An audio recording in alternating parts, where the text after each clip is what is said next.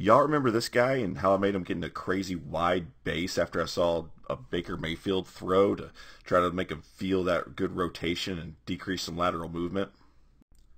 So here he is when I first met him, and you can see really small base on the last step of the drop, and that's going to require a good bit of lateral movement with the front leg. You can see the back leg's really not doing very much at all, and you really don't see any hip rotation until that front foot gets in the ground.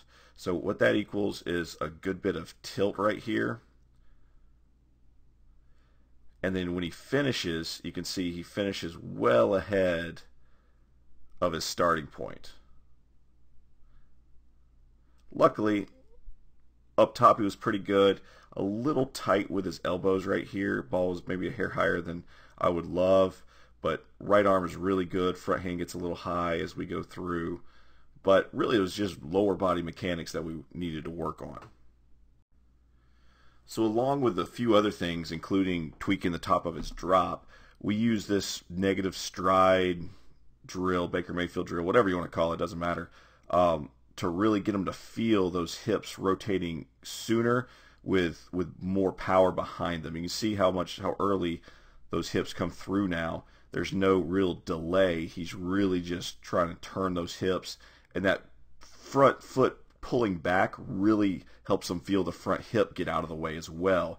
Only way you can really fire those hips through rotationally is if that front hip gets out of the way, and that's a vital part of feeling this. And when you see his finish, he obviously only finishes a couple inches ahead of the line now. We really took away a lot of that excess lateral movement that we don't need. But other than the 6,000 views I got on YouTube so far, this drill's cool and all, but for it to mean anything, we've got to make sure that it can transfer to actual on the field to make those changes we want to see. So here's a play from one of our recent 7-on-7 matchups, and yes, I know 7-on-7 is not real football, but it's all I got right now. So let's just take a look at full speed first. Hopefully safeties want to come down on us during the regular season as well. But let's work back and watch the QB as he takes his 3-step drop, trying to get him in a little wider base at the top so he's in a better position to throw on rhythm. But he takes a little shuffle here. Front foot gets out of the way a little sooner. You can see the hips rotating moves that front foot out of the way just enough so his hips can clear. And then the really cool part is the finish. He's got just a little bit of bend in the front knee, and then the back leg stays back.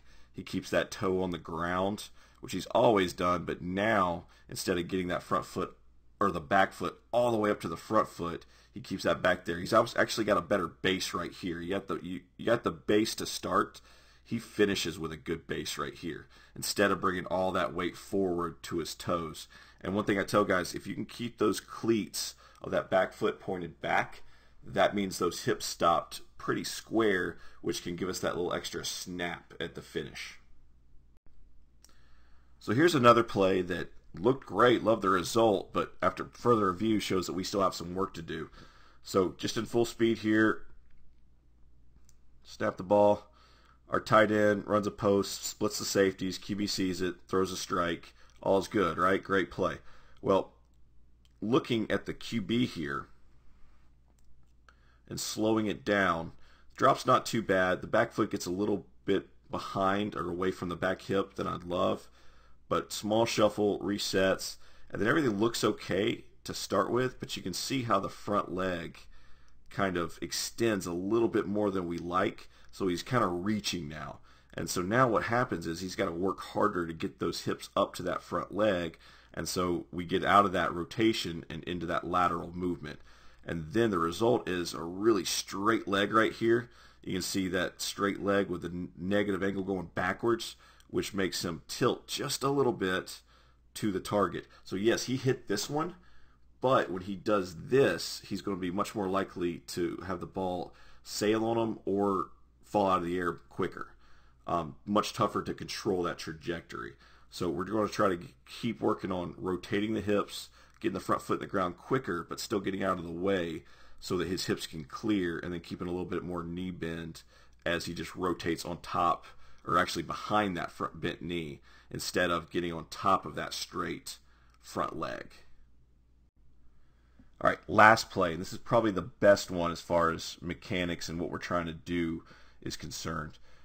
Just they're playing man, receiver beats them, we throw a strike. Probably could put maybe a hair more air under it, but I think he was a little worried about the safety. But it's a touchdown nonetheless. So let's look at the QB here. Once we zoom in, really like what he did here. The only thing I don't like is he gets a really wide out here. That back foot gets way outside the hip. So if he needed to throw this now, say they were in a cover 2 look, he had to throw the whole shot, it would be tough for him to do that. He'd have to reset no matter what. So once he resets, he gets in a good position, and then you can see he still has more bend in the knee than did the last one. The hips are rotating better. You can see that move right there. Those hips are really working. And then watch the front knee and how it stays slightly bent all the way through. And really it's just the rotation of the upper body on top of that platform that he just created, that base, with his lower body. There's no up and down. There's no spinning out. There's no extra movement that he needs from that lower half. Once it creates the power from the backside, he's got some really good brake system on the front side to keep everything under control, so that not only can he throw it hard and far down the field, he can control the trajectory, the speed, and the accuracy. So that's basically all I do, especially with my guys at Hebron, but I try my best with the guys that I work with privately. I just evaluate the quarterback, see what they need mechanically, see if there's anything that's limiting them as passers, and then just develop some drills and movements for them to try to incorporate that, and then evaluate again to see if it's transferring on the field, practice, 7-on-7, games. If it's not, I try to reevaluate and say, what's wrong? Are the drills no good?